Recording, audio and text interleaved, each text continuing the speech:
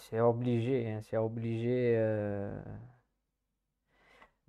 On est obligé de débriefer ce match, débriefer la performance de l'Argentine. L'Argentine qui reste en vie dans cette Coupe du Monde et d'une très très bonne manière.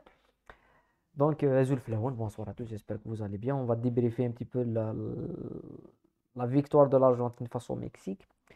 La première chose, c'est que ça n'a vraiment pas été un match facile. C'est le match qu'on attendait tous d'une manière assez claire. Une équipe du Mexique avec 5 défenseurs, avec trois milieux de terrain assez compacts, avec deux joueurs qui vont vite euh, sur le flanc d'attaque. Et on a vu une équipe d'Argentine qui revient à des fondamentaux. Scaloni qui revient à des fondamentaux, c'est-à-dire avec trois milieux de terrain extrêmement défensifs. McAllister, Rodrigo De Paul et Guido Rodriguez. Et une défense avec l'absence de Romero et remplacé par Lisandro Martinez, qui est quand même un très très bon joueur, le défenseur de Manchester United. Et le Mexique avec Vega et Lozano en attaque. Donc on a eu cette physionomie du jeu où on a vu le Mexique jouer, fermer complètement le match. C'était une première mi-temps assez... ah oui, c'est l'un des matchs les plus fermés de cette Coupe du Monde. Surtout en première mi-temps, et même en deuxième mi-temps, mais surtout en première mi-temps, on a vu une équipe mexicaine fermer le jeu et faire un pressing qui empêche l'Argentine, même quand elle a le ballon, de progresser dans sa moitié de terrain. Donc on a vu ça et on n'a pas vu les clés de jeu de l'Argentine qui ont été très très bien maîtrisées par Tata Martino. On a vu un milieu de terrain argentin qui était incapable de trouver des solutions.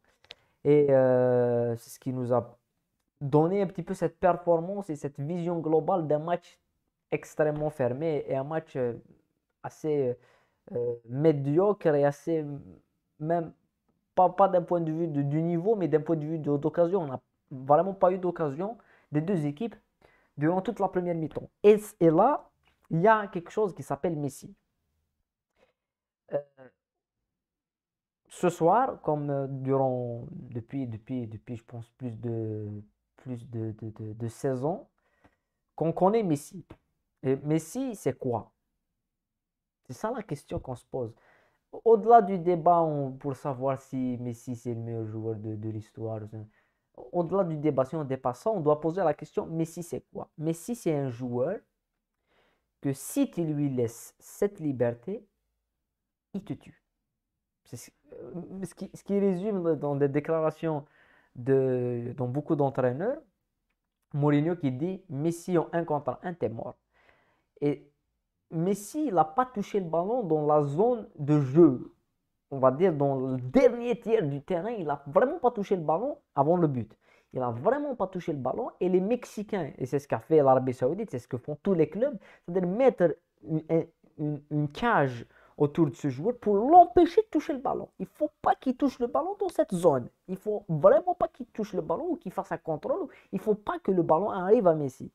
Et tu as l'unique action presque du match où Messi il touche le ballon face au but. Ça fait but et un but. Il faut voir le but de Messi euh, par la caméra. Je ne sais pas comment on l'appelle la caméra. Par un drone. Il faut prendre dans l'auteur pour voir vraiment la qualité de la frappe et comment. Parce que Messi, c'est un joueur qui vit l'action. Ce n'est pas un joueur qui, quand il tient le ballon, il a deux, trois décisions à prendre. Non, il a décidé, dès qu'il fait l'appel, il a déjà décidé. C'est ce qu'il va faire avec le ballon. Et c'est ce qu'on voit dans le but de Messi. Il a le temps de contrôler et de le garder et de la mettre directement là où Ochoa. Ça m'a rappelé le but qu'il a mis à Neuer en Ligue des Champions en demi-finale en 2015. C'est un but où tu te demandes comment il a pu la mettre dans cette zone-là. Mais c'est ça Messi. Messi, c'est tu lui donnes cet espace-là, t'es mort. C'est pas un joueur qui est fort dans les duels aériens. C'est un joueur qui vit dans l'espace, qui vit dans le terrain. C'est une attraction assez étrange, Messi. C'est un joueur, Valdano, qui est un ancien du Real Madrid. Et Valdano, c'est un ancien de l'Argentine de 86 avec Maradona. Il a dit Le problème avec Messi, c'est que c'est facile. On va maintenant comparer Messi à n'importe qui. Avant le match, on parle Maradona, on parle de Pelé, voilà, de Cristiano et tout, et tout. Le problème, c'est que Messi ne joue pas le même football que ces joueurs-là. Quand tu vois Messi ce soir, la manière comment il a marqué, la manière comment il se déplace dans l'espace, la manière comment il tourne la tête à chaque occasion et comment il lit le jeu, il n'y a personne au monde qui fait ça.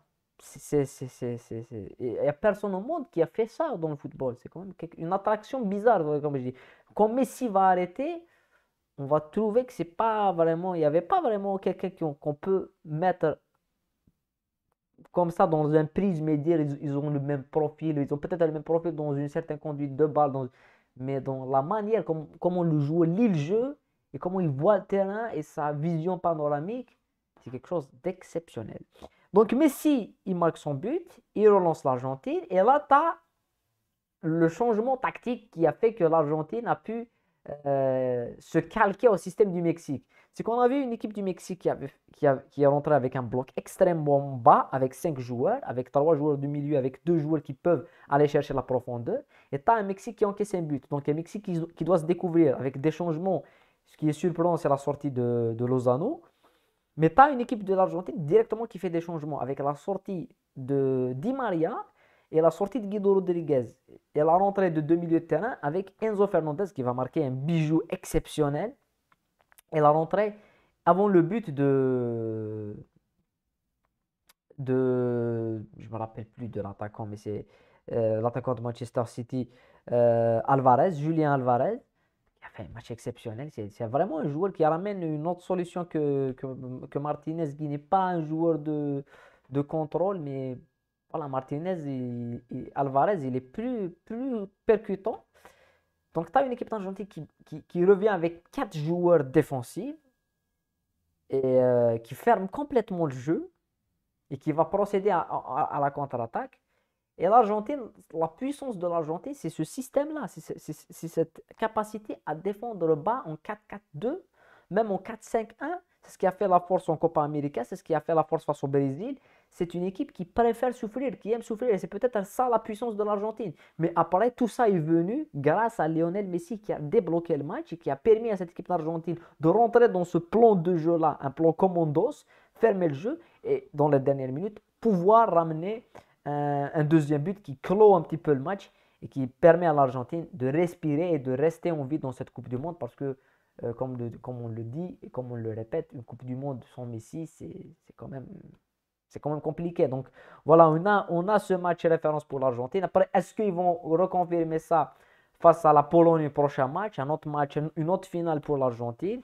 On va suivre ça en particulier. Demain, débrief Allemagne, Espagne et Belgique, Maroc. 2 matchs qu'on va débriefer sur la chaîne. Une Coupe du Monde avec beaucoup de bons moments, beaucoup de matchs. Et une Coupe du Monde très tactique. Elle est beaucoup tactique. Mais ce soir, on a vu 2 buts de frappe. Un de frappe très très loin, qui est Messi, qui est l'un des rares joueurs au monde à frapper.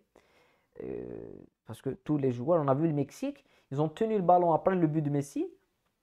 Ils ont fait tourner sur le côté, mais personne ne s'est dit je vais tenter et frapper. On a vu Vega en première mi-temps, mais personne ne le fait.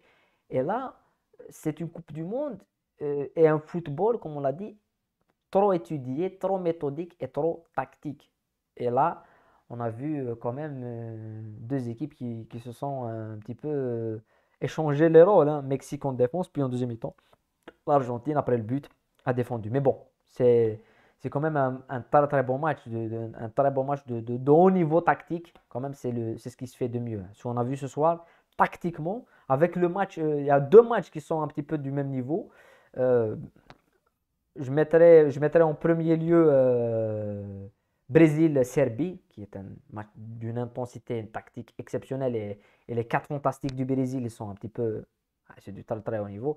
Et en deuxième position, cette performance de l'Argentine, parce que c'est une performance au biceps, au forcing, et tactiquement, avec Messi qui était aussi qui a pressé, qui a donné beaucoup d'énergie, qui était dans le match et qui a fait vivre cette équipe d'Argentine.